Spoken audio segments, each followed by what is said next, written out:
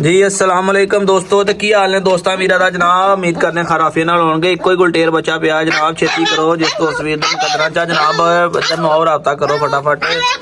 अल्लाह जाने किंदे नसीब कदरां दे विच बड़े दिनां दा फिरी जांदा साडे कोल। सारी गल जिंदे मुकदरां जिथे दा रिस्क लिखिया उत्थे नहीं हले पहुंचा है, ते राबता करो फटाफट जनाब, तुहानू दईए ते अल्लाह खैर करे। ए मेल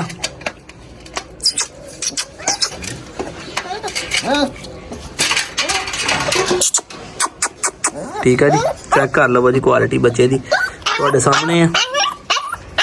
शैतान है पूरा, तेज भी पूरा है, ते कन्न भी खड़े करने शुरू कर लए बच्चे ने। ठीक है, चेक कर लो जी, कन्न खड़े करन लगा है इन्हें। इंशाल्लाह और थोड़े दिन 2-3 हफ्ते अंदर अंदर इन्हें ना कन्न भी खड़े कर लेने हैगे। 1 फरवरी 2023 की फ्रैश वीडियो है।